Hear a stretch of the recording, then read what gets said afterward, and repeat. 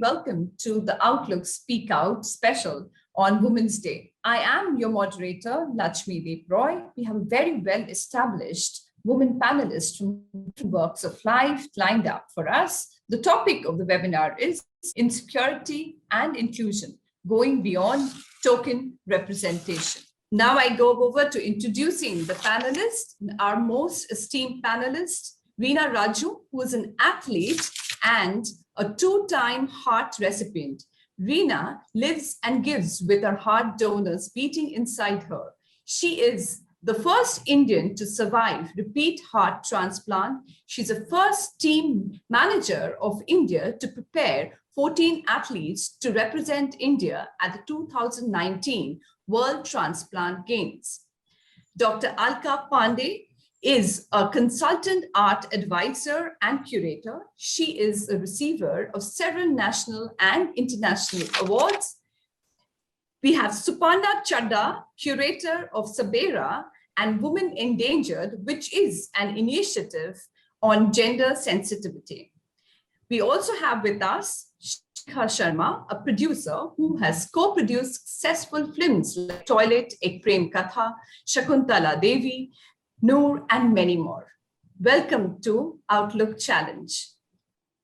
Thank you, Lakshmi. So we go ahead with the questions, and it's a pleasure having all of you for this event of ours. And so, Reena, I will start with you. What is it? What does gender inclusivity mean to you in your field? It means to me equal opportunities, access, and support. In my field of organ donation and transplantation and a decade of being in this cause, I have realized and I've come across men having relatively more access to family support, financial support, and medical care compared to women at times. An organ transplant, for example, can cost anywhere from 15 lakhs to 35 to 40 lakhs, depending upon the choice of hospital. Post the surgery, it costs around 8,000 to 15,000 per month on these anti-rejection medicines. This is to prevent the organ from being rejected. And there are so many out there who cannot afford these month-on-month medicines, and no medicines, there's no life. So I feel we're already getting there, and there needs to be a mindset change. For me, it's about equal opportunities, access, and support in every form. And Shikha, what does it mean to you, inclusivity in your profession of entertainment? How is it like? So I would agree with Reena. It's no different from us. It's the providing equal access of opportunity and resources for people who might otherwise be excluded or marginalized. But I think in our industry, things are changing at a very high speed. And I think that, women are given more opportunities. There are other people from caste and religion. And I think we are getting lesser and lesser biased in the industry that we are in. Shikha Sharma, how difficult was it for you in the industry? What extra mile did you have to go for it? So, I would like to say, honestly, I was a bit blessed, and I didn't have too many hurdles. Sure, there were hurdles because it's the career, but it's not because I'm a woman. Even now, like the kind of the films that we back, the kind of people that we are working with, all the head of departments in my films, if you see, are mostly women. There are DOPs, which are women. There are people on the technical sides, like, editors, like sound recordists.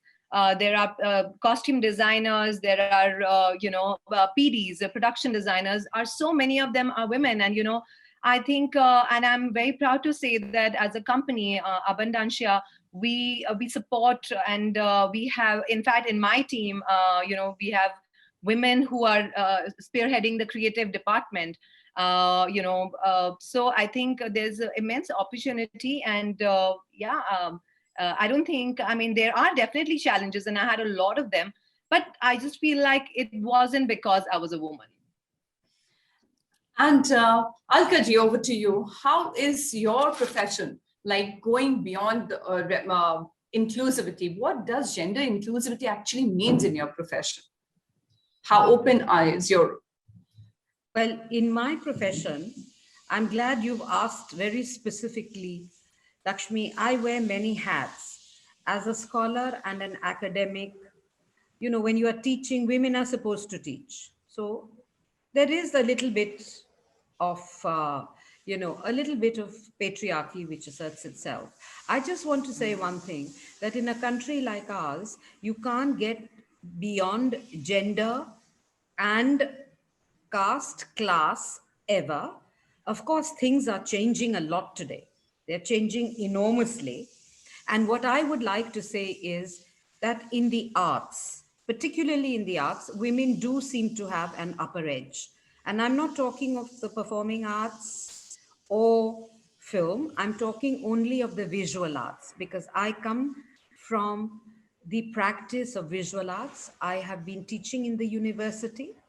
I am working as a curator. I work as a writer. There is a lot of gender inclusivity for sure, but it's very nuanced. I will say that the world is changing very rapidly. And what is of concern to me in this third wave of feminism is that because for generations women have had a little more of a, not little, but say 20 years ago, much more of a struggle, there is a kind of aggression which has come in from the women, which as a woman, I am very nervous of. I find that with my younger colleagues, I find that with younger people coming to work for me, particularly metropolitan, urban, well-educated women who've studied abroad and have had great education in India. I am nervous of that very aggressive kind of attitude they come with. Maybe it's a reaction. So I'm talking now of age, the kind of age that I am in, the kind of experience that I've had over the many years. I think it is very, very important for us to also contextualize ourselves. And when you are asking about gender inclusivity in my profession, the arts is always looked upon. You see, women were always meant to sew, embroider, go to a finishing school, be good wives, paint and be Sunday painters. So from that point of view, there is not too much of a problem in the visual arts. Women can paint, they are equally well recognized. But at another level, women have to become mothers. They take a little bit of a backseat, even if you see with painters, because they have their home, they have their house, they have the children to take care of. So what I'm trying to say is there the gender inclusivity has to come in with the support of the men. So today, everything is a partnership. And the inclusivity also is a partnership. And I think women again play a very important role, because women as mothers of sons have to sensitize them to the gender. So it's very, very complicated today in urban India. I'm talking of urban India, because that's the area I'm familiar with. That's the area I work in. It's very complicated. It's very nuanced. And I think the canvas is of inclusivity, definitely. The mindset has changed. But because we are in such a critical area of transition, particularly in developing countries like us, and in India, we have another complication of caste and class as well. So there are various complications, but I am talking from a position of great positivity. And I am saying that I'm seeing the world change while women make the change. In the case of women empowerment, I think men are making a bigger effort, because they have to tone down their masculinity. They have to tone down their machismo. And many men are doing that because they have also realized, and they are becoming pragmatic, that if they have a wife who's bringing in money, who's bringing in some kind of social recognition, they have to support the woman. So it again depends on the mindset of both men and women. And again, here I will say it's also a little tragic that my generation of women are still making a difference between girls and boys if they have one of each gender. And I will say definitely women are more vulnerable in every way in India in particular, because we don't have that personal space and things which is so much there in America. We don't have the French thing of complete equality where I think the balance is on the other side. My research, in fact, had been on a very interesting image of Shiva called Ardha Nari Ishwara, the Lord who is half woman. And my thesis, which I turned it into a cultural book, is all about gender balance.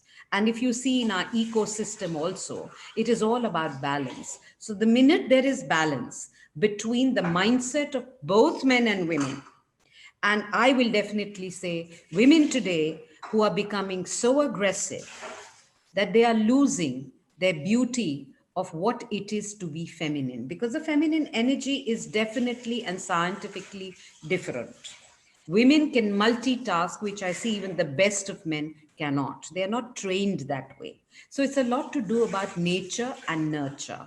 And I think we are at a very, very critical stage. But as I said, I'm very positive, and I see all around a huge sensitivity which is coming in from enlightened men who are sons of enlightened mothers. So you see there, the mother, son. So everything depends on a woman. But this aggression today, that is something which makes me very sad, which I see from urban metropolitan women. So, Pana, your take on this inclusivity in your profession? Thank you, Lachmi. I'm very honored to be in this very, very elite set of women who are very empowered in their own fields and have challenged mindsets in their own particular domains. So I'm grateful for that. As far as I'm concerned, given that I've had an experience with the media and marketing domain for the past 2 decades, and the last particular decade, I have been curating media and marketing related events. So specifically, my challenge is always to have an equal representation of all the genders, men, women, and the third gender. And I'll quote an example to you. Of late, it surprises me to no end that a very popular magazine, I'm not going to name them, they curated a set of awards for the motor industry. And from people on the jury to people on the dais speaking about the industry, etc., I could see only very well achieved and very well arrived men. And there was no representation whatsoever of women. And when I spoke about this, there were many women that came forward. I know of women in the motor sport industry, in the racing industry, in so many ways that they're involved. So really, we all need to make conscious decisions in whatever field that we are in. And also for Sabera, which I have been curating for the past 4 years, Sabera essentially highlights good. It's as simple as that. And that good can be from an individual perspective, a not-for-profit, or from a corporation perspective. And to anchor that, I consciously always invite somebody who would never, ever have had the chance or an opportunity to be there amidst, the who's who of the media, marketing, and general society or policymakers at large. My first event was anchored by a daughter of a gardener, a Mali. And she was a beneficiary of a school in Uttarakhand that nurtures a lot of young children, sons and daughters of the soil, and gives them an international exposure. That was PYDS. In my second year, the anchoring mantle was taken over by a daughter of a sex worker from the infamous Kamathipura district, and a rag picker from Noida. Both of them in their own way have empowered themselves through education. Of course, there have been, people and organizations that have supported them. And in my last edition of Sabera, which was the third edition, we had the daughter of, dhobis from Rajasthan. And it's so heartening to see them speak when they speak from the heart and so fluent in English. In fact, that little girl said, my dream was when I was young that I can fluently speak in English, and here I'm standing on this platform amidst all of you and speaking. So these are some conscious decisions from an individual perspective of the domains that we represent that we need to take. And Suparna, how empowered are the men folk around you? And when we talk about men folk, I emphasize on men because I consider women to be empowered enough. Now it is time to, and since you've done a lot of campaigns on various issues regarding women, like how empowered are the men around you? And men around you doesn't mean just your profession, your family, your relatives, your friends. What is it like? So Lachmi, for me, I relate to a feminine energy, like Alkaji also pointed out. From a spiritual perspective, it is called Shakti. And Shakti essentially translates into energy that creates. So it's naturally a feminine energy. And when I talk of Shakti, then there has to be a mention of Shiva. So there has to be that Shiva-Shakti balance in all of us. While outwardly, we can look at it as every gender representing everything, but all of this is within, whether you call it through yin and yang or Shiva and Shakti, the concept is that of being balanced within your own self. And unless that balance is achieved inwardly, I don't think outwardly we can do much. And in a perspective of men specifically in my sphere of existence, if, say, for example, for me, inclusivity and balance will include being economically, being socially, being, from an education perspective and psychologically being balanced. So if a man is not emotionally balanced or contributes enough to the emotional quotient, then definitely they are not empowered enough. And that is my perspective. And do you think that we need to talk about empowerment anymore? Women empowerment anymore? Absolutely. In 2013, I started an initiative called Women Endangered, and that was more out of trying to channelize my anger and energy after the Nirbhaya Kand in India. All of us were shaken to the core, but I realized that what I end up doing is just armchair activism, wherein I'm pointing fingers at the judiciary, at the police, at the society, and not really looking within myself as to how I have contributed to where the situation is today. And that's how Women Endangered started. And ever since then, I have also started giving menstrual hygiene workshops, both in slums as well as in institutions, as part of that initiative. And believe you me, let's not consider ourselves as the tier 1 cities to be empowered, and that's all there is to empower. There is tier 2, there's tier 3, there's a lot of representation of women that needs to come up. And even in terms of upwardly mobile and educated women like us, there has to be a conscious awareness of the biases that kind of creep inside our thought process as well. I'll give you a simple example of when I was introduced to a menstrual cup. I had no clue of what that is. And when I tried to use it, it almost was like, oh my God, I will insert it inside myself. It's dirty. You can imagine I am not comfortable within my own body, let alone anything else. So I actually was a guinea pig for a couple of years after using it and realizing how important it is for us to know of our own bodies, of what is good for us, and then what is good for the environment.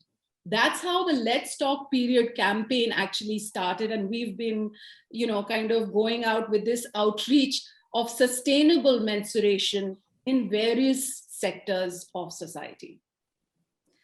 Reena, over to you. We need to know any discrimination that you've had to go through, not just as a sports person, but being a organ recipient. Well, at the age of 25, I was very young when I was diagnosed with a heart failure. Uh, I've grown up as a pretty strong young girl, being active in sports and hockey. I was always encouraged to be myself and not discriminated in any way as a girl.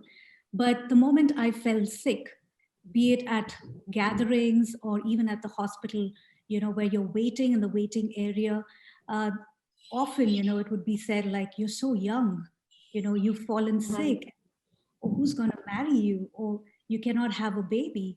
And this was the mindset. But for me, it was about surviving and making it. And I believed that I had immense faith that I would make it. And when I started out, after almost 4 years of suffering with heart failure, I went through my first successful heart transplant. And this was way back in 2009 when heart transplants were not even heard of in our country. And I was one of the very few who had a transplant then. And I wanted to create the awareness on organ donation. I wanted to start counseling patients, before and after their transplant, mentally prepare them because I didn't have that. I also, like I said earlier, the cost of transplant is high and post-transplant care itself is expensive. So I needed to raise funds to support needy patients with these life-saving medicines. Being from a sports background, I wanted to promote fitness and wellness. So when I started out after my first transplant and approached a couple of people, working in this field, I'd hear things like, you're a young girl, you're ill yourself. Why do you want to do this? And first try to help yourself. Why are you trying to help others? Also, it was a time where, what a patient can do was not, seen by a lot of people. And that's when, but thankfully, I had the support of my family who see me fight day in and day out and make it and go through a transplant. They knew that I could survive anything and do anything I set my mind to. And I approached my doctor, Dr. K.M. Cherian. He's seen me at my worst.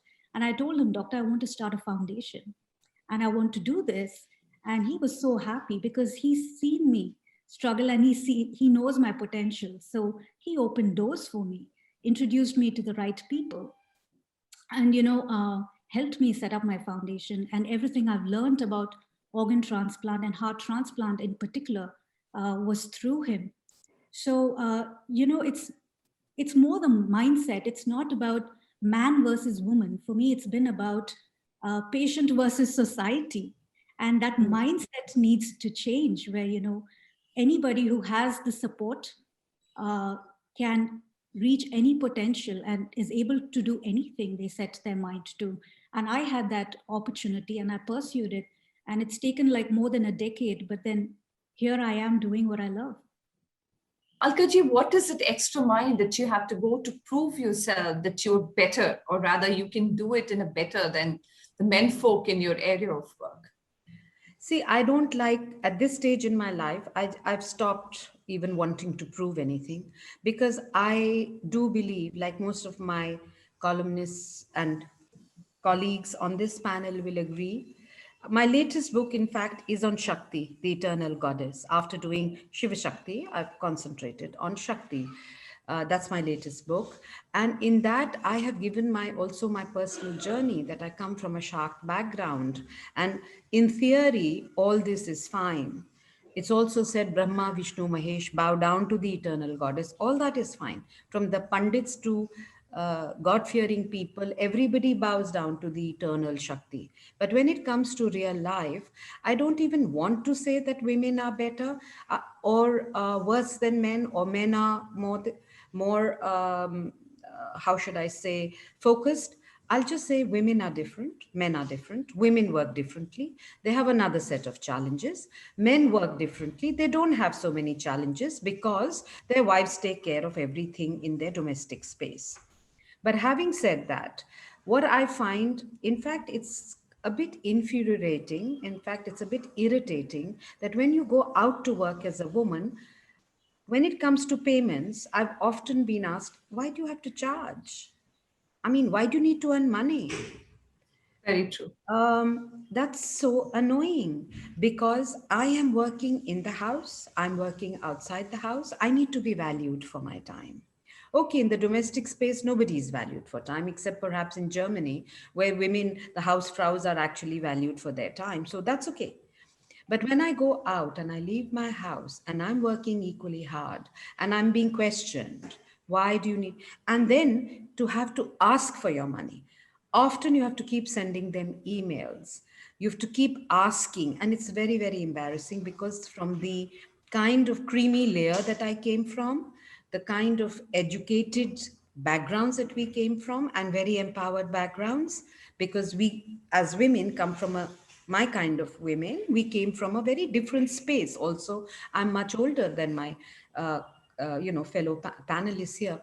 We were told never to talk money. It was a dirty word. Saraswati ki upasna karo, Lakshmi apne aap aayegi. So it is very difficult for people like me to talk about money. And believe you me, everybody takes advantage of that. The people, and I'm sorry to use this very racist way of speaking, but white skinned people are always given more money, even as an author. Let me tell you that. Even Yes, as a writer. Yeah? I totally agree with you. Yeah. So, and who is doing that? We as Indians are doing that. So, who is starting this kind of dialogue? We. Why is a woman not given the same similar advance which her male white colleague gets? Why is she, as a curator, not being made to pay? Why am I always being asked, oh, we don't have a budget for this, but can you do that? Will any person from a more organized white Western world give off their time gratis? Somebody just asked me, called me up again from the West and said, oh, so and so wants you to ride. So when I asked about the honorarium, there was a big silence. And then I said, look, however big the project may be, it may be international, but I'm going to be putting in work. I need to be paid. So then he says, yes, I do understand. My wife is an artist too. So, but I had to have that conversation. It is not nice to have that kind of conversation. So these kind of conversations are happening, and it is really sometimes even a little humiliating that you have to keep asking for your money. Why do you have to be valued for your time? Why does the male not have to ask these questions? So this is my question. Why are Exactly. professional women still having to ask for their money, still having to negotiate, still having to say, no, you don't have, can't you reduce? Oh, we don't have the money. Why? That's my question. Shikha, you must have also gone through a similar situation when you had to be asked for money, and then you have to ask for your own work, the time that you've given. What was it like? So I would agree with all the panelists here, but also, like, it was mentioned that it's not only with women. I think even men go through the same thing.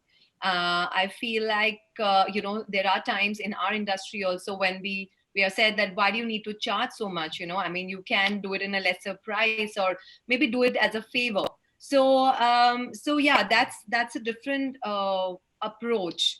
But yeah, in the past we were discussing a few minutes ago about men. How important men play a role in our lives to make women powerful. I think that's a very, very important thing that we need to discuss, because if you have a life partner at home who's supporting you with a kind of field. I mean, Lakshmi, in our kind of field, firstly, it's when I started, it was a big taboo. Like, really, you want to do films? Like, really? Like, and I'm from Delhi. Like, none of my, nobody around in my family has ever been in the feature film business. And when I broke the news and I said, I want to do films, I was literally like, no, you're going to be grounded. You cannot do this, because it's unsafe. the women in the industry are not safe enough. And, you come from a protected background. I had brothers. I'm the only, sister in a daughter in my entire, family. And yeah, in that sense, it was challenging. But once you made up your mind, you want to achieve what you need to achieve, you also find men who really support you in that. Then ever since I've been in Bombay, I've been quite blessed with men who have, supported me, and I am because of them.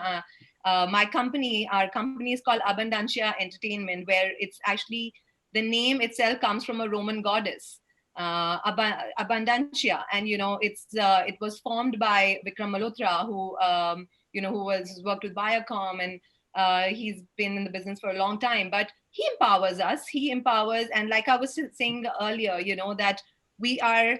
I think 70% of our strength in our company is women, and we have women collaborators who are directors. We are telling stories which are about women. I was just, listening to Reena's story, and it's so inspiring that I would love to make a feature on that. And I think, this is what will empower us. We need to tell these stories. This is what is going to empower and inspire women out there. And that's, I think we are lucky, and we are really, I feel lucky that I'm in the mass media. It's the most powerful tool in influencing and shaping the minds of people in society.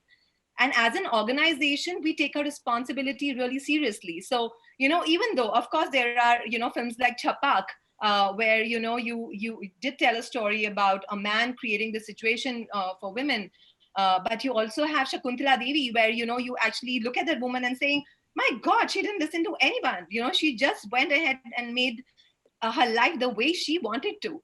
So, I mean, I would never want to play that victim card, of, women being like, subdued. And sure, of course, there have been challenges. And like you asked me earlier, have I gone through things? Of course I have. It's not like I haven't, but it's just that you look at the brighter side and you move ahead, and you take it in your stride and make yourself stronger as a woman, empower the women around you, and take the support of all the lovely men who are with you, and make life happy and bright. You know what? There is always a notion that the saying that women are women's biggest enemy. We don't support each other. Hence, this confusion starts. How much do you agree with it? Well, I would, there are, it's like, I would say that we are human beings, there are going to be men and women creating hurdles for you. And there are women at times that, try and create a situation. But like you were saying, do you want to talk, we should talk a little bit about our personal lives as well. I think I am blessed with a very strong woman in my mother-in-law, who I think supports me and doesn't bring me down. And in my profession, I need to travel a lot. I need to be out of the house. Pretty much, I work 18 hours a day. But if it wasn't for a support like a woman, like her, it would have been so tough. And, there are women. I mean, I have friends. I know people who, system at home is not so strong and they struggle. So there are 100% situation, and they always are telling me that you're so lucky. But there are. I mean, I would not disagree with you at all. What about you, Supanda, on this? How do women support each other in your profession, in your work, and around you? Being a media professional, I'm asking you, Supanda. So, Lakshmi, I essentially feel that women somehow tend to not ask for help. And in all my interactions that I've had with very senior corporate professionals, they have said that we've been able to get by only through a support system, especially when you're also raising a family along with managing your professional lives. So it's like, it takes a village to raise a child, and especially so when the woman is also working outside the home as well as inside. So it needs that kind of support from everybody, and that's what my experience is. And, in terms of the kind of hurdles that one faces, I remember my daughter, of course, she's now 22 years old. And she recently mentioned to me, she said, Mom, you've always been because I'm a single mother. So she says, you've always been my mother as well as my father. It's time now you just be my mother. You raised me, you've educated me. I'm going out and she's now doing her graduation project. She says, now you've raised me into a full-fledged, beautiful human being. Now it's time you just be my mother and relax. Don't be my father anymore. So, and challenges, of course, there are there. I remember when I was in radio and with a small daughter at home, uh, for me, my priority was after finishing my tasks, I need to get back home to my daughter, right? Because I would want that 1 hour to play with her in the park. And also my parents were full on supporting me. My mother has been there like a solid rock of Gibraltar, literally for me. And the reason why I could do or achieve or go many further miles in my career and personal life is primarily because she was there. She looked after my child as her own child, and I could never thank her enough for it. I do, but the fact is I could never achieve as much if she wasn't there.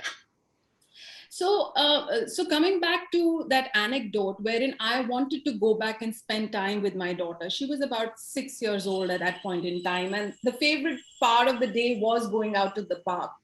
And it seemed that it wasn't really looked upon in a very positive light in the professional scheme of things, because for the boys or the men, it was more like, okay, where are we going to go pubbing tonight, or maybe catching a beer? Or it was almost like a backslapping boys club wherein the women, and there was another single woman, were typecast or stereotyped into कि ये तो 6 बजे घर चले जाएंगे अपने, या why are they not committed to the work as much, why can't they stay late nights till 7 o'clock or 8 o'clock or 9 o'clock?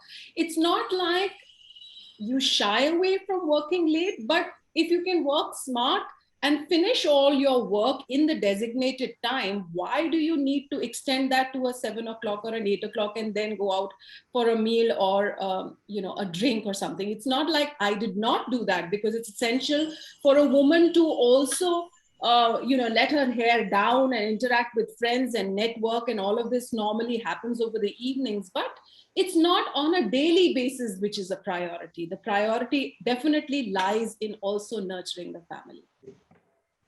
So there's a balance that we all need to maintain. And you've said it very nicely. When work finishes, you want to go back to your child, but sometimes there are hiccups in the organization and questions being asked that why can't you come home, come for a drink with your colleagues? Shikha, do you face similar situations as well? Well, yeah, I mean, absolutely we do, but it's again your priority, right? Like depending on, sure, I mean, you would definitely want to go out for a drink with your colleagues, and there are times, it can't be every day, but of course there has, like, Suparna said it beautifully, that there has to be a balance. So while I would like to, go out with my friends, but I have a 10-year-old at home who starts calling me at 7:30 every evening and like, what time are you coming? What time are you coming? And every day before I leave, he would ask me what time. So now I tell him, I'm not going to give you a time because, you're going to start calling me at that time. And maybe I will not be able to make it, but like, again, coming back to the point that we were making, that, I have a boy, okay, and it's how I raise him. Tomorrow is going to be the future of the women. Exactly. So I think today, if I tell him to respect women, he sees the kind of work we are doing, and we are so focused on women-led stories. And he asked me, you make films only with these women, and why is it like that? Because so it is a conscious effort that we are making to tell these beautiful, sensitive, inspirational, aspirational stories, and where I want my son to look at them and and respect each woman when he grows up. And the first thing I teach him even now, like, you need to take care of every single girl in your class. You don't have to be a brother, you don't have to be, you can just be a friend. But I spoke to him about periods when he was, I think last year, when he was barely 8 or something. And he didn't need to know, but I thought it was important for him to know, because tomorrow, if his friend, in the class is going through something and he sees a stain, he should walk up to her and say, I can help. you know, and that'll be the day when I'll be the most proud, you know, of him.